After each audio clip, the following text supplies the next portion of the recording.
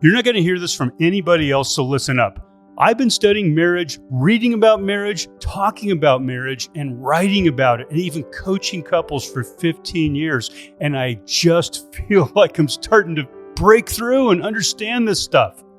I thought I saw the coding behind the Matrix 7 years ago, but what I'm seeing now is at a whole nother level.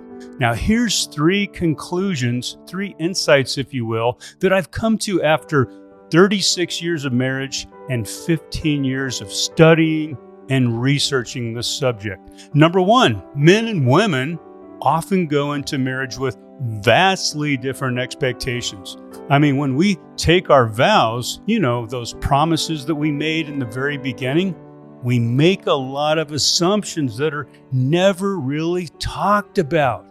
Now, if couples communicated more clearly and more thoughtfully about what they actually expected from their marriage before they got married, there would be a lot less frustration, a lot less misunderstanding, and a lot less disappointment. Not only that, we expect too much from our mate.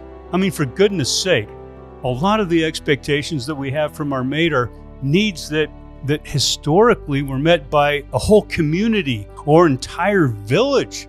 We just put too much pressure on each other. Okay, let's get to insight number 2. Men and women are by nature vastly different, and they should stay that way. Feminism and the desire for equality and equity, in this woke culture that we're in, it's causing the polarity between men and women to diminish.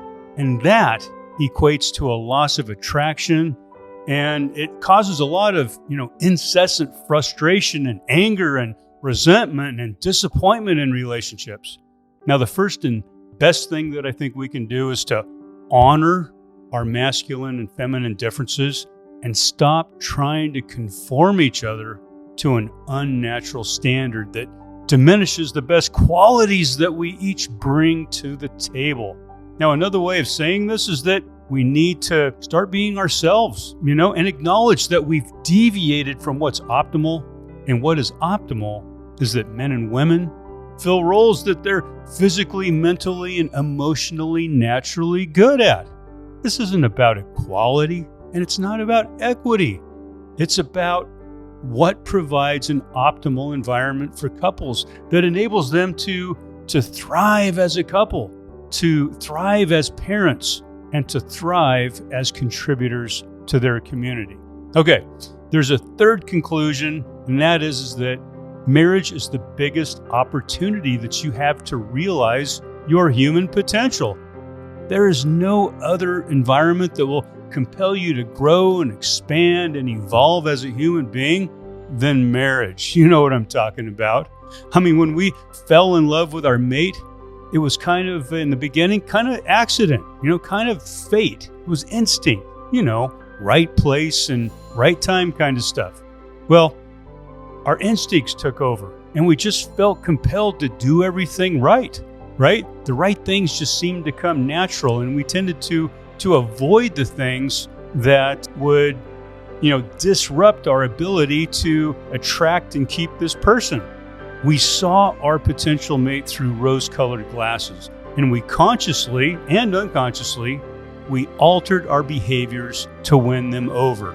However, as the chemical cocktail that nature supplies us in the beginning to ensure the preservation of the species, as this wears off, an alternate reality sets in. That, my friends, is when we've got to step up to the plate and start bringing consciousness and intention to your relationship. Any dumb guy can fall in love, but it takes an intentional, conscious, and evolving man to stay in love and to keep his lady falling back in love with him over and over again over a lifetime.